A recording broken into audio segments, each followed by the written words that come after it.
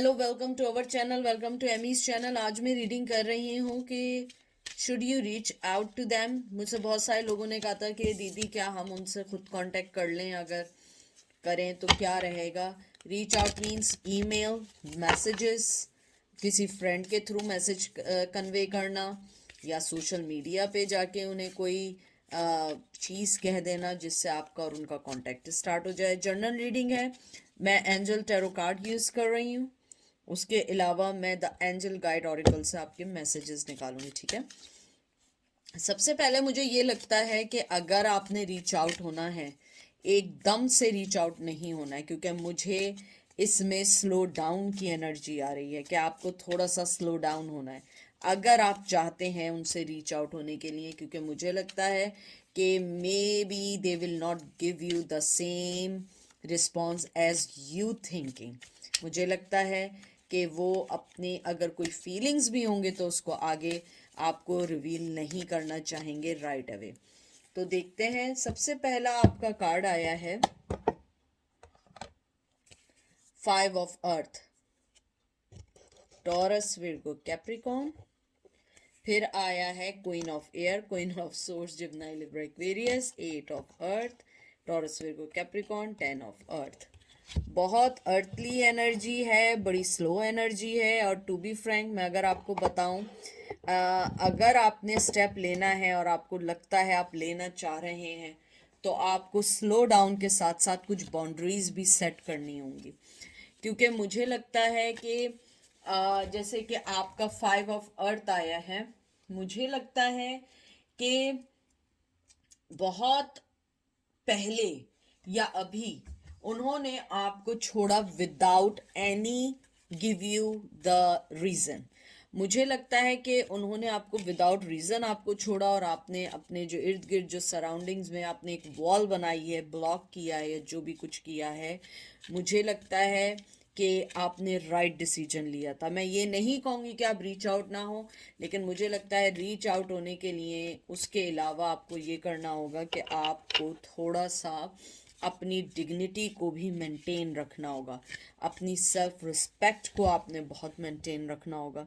मुझे लगता है कि आपका जो पर्सन है वो इस रिश्ते में मेहनत ज़रूर करना चाहेगा, क्योंकि 8 ऑफ पेंटिकल आया है और 10 ऑफ पेंटिकल आया है। मुझे लगता है मेहनत भी करेगा, लेकिन इस टाइम उसका जो मेन फोकस है वो अपने फाइनेंस पे ध्यान दे रहे हैं, चाहे मेल हो या फीमेल हो। मुझे लगता है फाइनेंशियली हालात उनके बीमार हैं, उनके फाइनेंशियली हालात सही नहीं हैं। मुझे ये भी लगता है कि आप अगर उन्हें अप्रोच भी करेंगे, बात भी करेंगे, मुझे लगता है कि वो आपको, यानी ऐसा तो नहीं करेंगे कि आपको बदतमीज़ी करेंगे या कुछ बोलेंगे, बट मुझे जो स्ट्रॉन्ग फीलिंग है, मुझे लगता है वो रिप्लाई नहीं करेंगे राइट अवे, वो थोड़ा सा टाइम लेंगे। मुझे लगता है पास्ट में आपने शायद कांटेक्ट भी करने की कोशिश की, उन्होंने आपको रिप्लाई नहीं दिया, क्योंकि मुझे लगता है कि उनका फोकस इस टाइम अपनी लाइफ पे बहुत ज़्यादा है। आपको ये नहीं कह रही हूँ कि वो आपको यानी आपको डिसरिस्पेक्ट करेंगे या आपके साथ कुछ और बदतमीज़ी ना करें, लेकिन जो मुझे मेन चीज़ लग रही है वो ये लग रही है कि आपका जो पर्सन है वो अभी राइट अवे कोई रिस्पॉन्स नहीं देने के मूड में है। मुझे ये भी लगता है जिस तरीके से आपने अपने इर्द गिर्द वॉल किए हैं और आपने उन्हें इग्नोर किया है, मुझे लगता है कहीं ना कहीं वो इस बात पे बहुत खुश इसलिए हैं कि एटलीस्ट कि आपको अपनी वर्थ पता है, एटलीस्ट आपको पता है कि अगर कोई पर्सन उन जैसा बिहेव करे तो आपको अपने लिए एक स्टेप ज़रूर लेना है। मुझे ये भी लगता है कि आपका जो पर्सन है वो आपको बहुत ज़्यादा एडमायर इस सेंस में करता है कि आपने बहुत सारी चीज़ों को फेस करने के बाद भी अपनी ज़िंदगी में हर चीज़ को एंड किया है और फिर दोबारा न्यू बिगनिंग की है। मुझे लगता है आपके पर्सन को आपकी जो मेन बात अच्छी लगती है कि यू ऑलवेज कहते हैं ना, फाइट फॉर एनीथिंग। आपने कभी भी अपने आप को लेट डाउन नहीं होने दिया, आपने कभी भी किसी के ऊपर डिपेंड नहीं किया, हमेशा अपने लिए खुद लड़े। आप लोग काइंड ऑफ एक वॉरियर हैं। और ये देख लें 10 ऑफ सोर्ड्स, मैंने जो बातें कही एग्जैक्टली, जिम्नाई, लिब्रा, एक्वेरियस, ड्रीमर, फूल, जिम्नाई, लिब्रा, एक्वेरियस, मैंने जो बात की है कि आपके पर्सन को बहुत स्ट्रांगली लगता है कि आप जो हैं बहुत सारी चीज़ों से निकलने के बाद एक नई स्टार्ट में हैं। हो सकता है कि वो आपको इसलिए भी रिप्लाई ना करें क्योंकि वो आपको अभी कोई चीज़ नहीं दे सकते और वो आपको गलत होप नहीं देना चाहते हैं, गलत कोई मैसेज नहीं देना चाहते हैं कि आप अपने जो भी आप लोगों का ड्रीम है या जो भी आपका प्लान है, जो भी आपका गोल है, आप उससे डिस्ट्रैक्ट हो जाए। क्योंकि उन्हें लगता है कि अगर वो अभी आएंगे भी तो वो इन एंड आउट ही रहेंगे, वो कोई भी फैसला नहीं कर पाएंगे। मुझे लगता है कि आपका जो पर्सन है वो बहुत ज़्यादा आपके लिए कहते हैं ना कि वरी तो है, लेकिन उसके साथ साथ वो आपके लिए बहुत ज़्यादा सिंसियर हैं। अब शायद पहले ना हो तो आपका आंसर मैं यही दूंगी कि should you reach out to them, it's depend on you. अगर आप उनकी इग्नोरेंस और उनका मैसेज ना करना बर्दाश्त कर सकते हैं तो यू शुड जो भी है, मुझे यानी जवाब सवाल नहीं है इसका, कि अगर आपको लगता है कि you can bear their ignorance, so you can and go ahead. लेकिन अगर आप चाहते हैं कि जिस तरीके से आप चल रहे हैं, अपने आप को जिस तरीके से आपने डिटैच किया हुआ है, आई थिंक आप अपने आप को बहुत यूनिक बना रहे हैं। ये देख लें, ace of water, Cancer, Scorpio, Pisces, और देख लें four of swords, Gemini, Libra, Aquarius. मैंने जो बात की थी एग्जैक्टली वो बात आई है।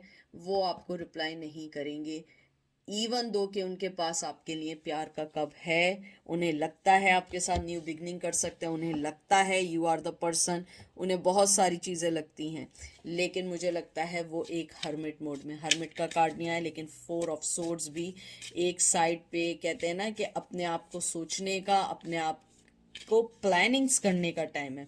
मुझे लगता है आपका पर्सन अगर आया भी तो उसके जहन में डिफरेंट प्लानिंग्स होंगी, डिफरेंट चीज़ें होंगी, डिफरेंट चीज़ों को वो सोच के आगे बढ़ेंगे।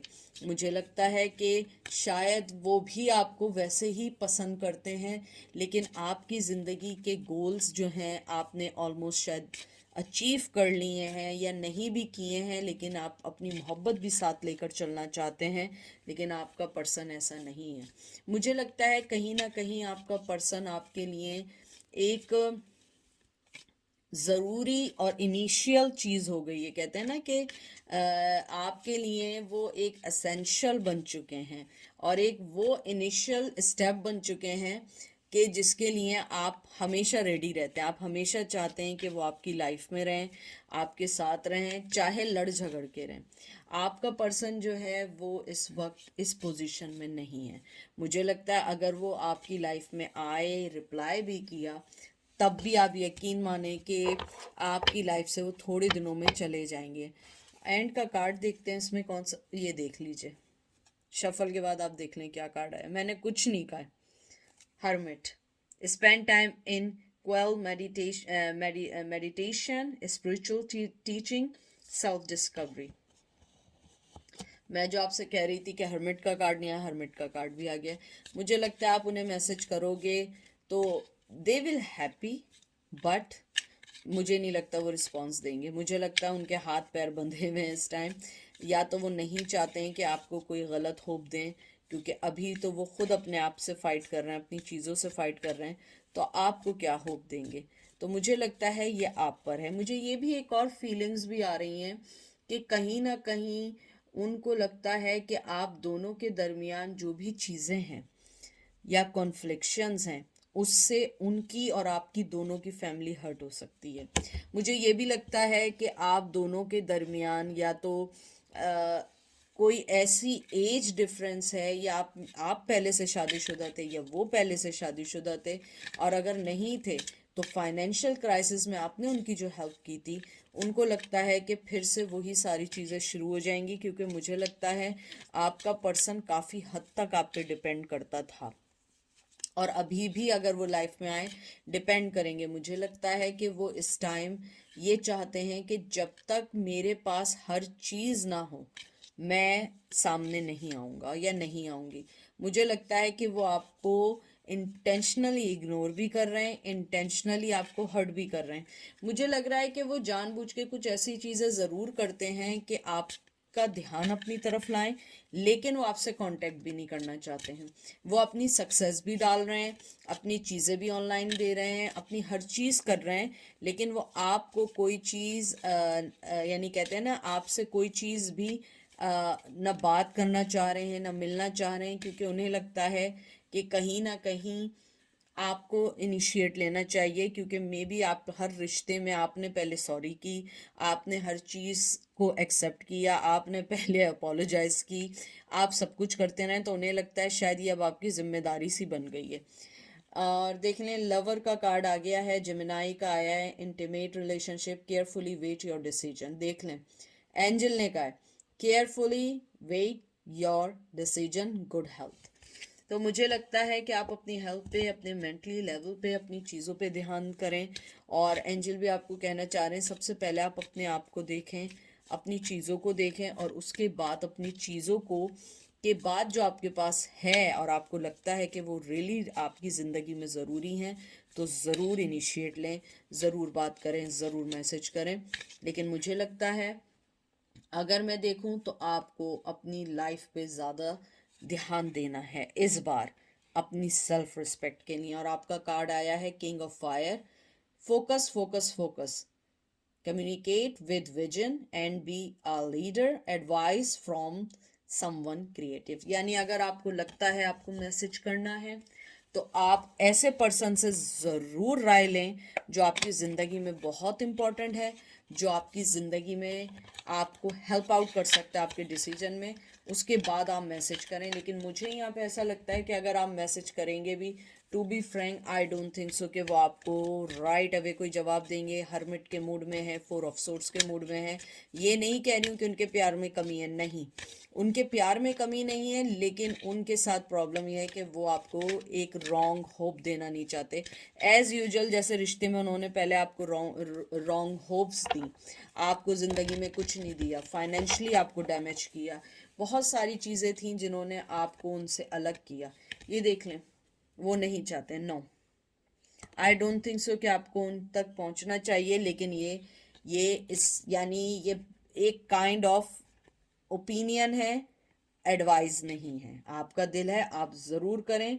लेकिन एंजल ये कहना चाहते हैं, no, you don't have to be contact them, क्योंकि आपके पास अभी जो आप कर रहे हैं, आप उनको सोचें, उनकी तरफ जाएं। और ये देख लें, इंट्यूशन एंड डाउनलोड्स, आपकी जो इंट्यूशंस कहती है, आपको लगता है, एंजल कहते हैं कि अगर आपको लगता है कि वाकई आपको जाना चाहिए, वाकई स्टेप लेना चाहिए, तो आप ज़रूर आगे बढ़ें। लेकिन अगर आप सबसे पहले उन सब चीज़ों को फील करें, डाउनलोड मीन्स यानी कि आप वो चीज़ें फील करें कि मुझे वाकई मैसेज करना चाहिए या नहीं चाहिए। आप अपने पर्सन को बहुत अच्छे से जानते हैं, आप अपने पर्सन को हर तरीके से जानते हैं, तो आप में है कि आपको क्या करना चाहिए, स्टेप लेना चाहिए या नहीं लेना चाहिए।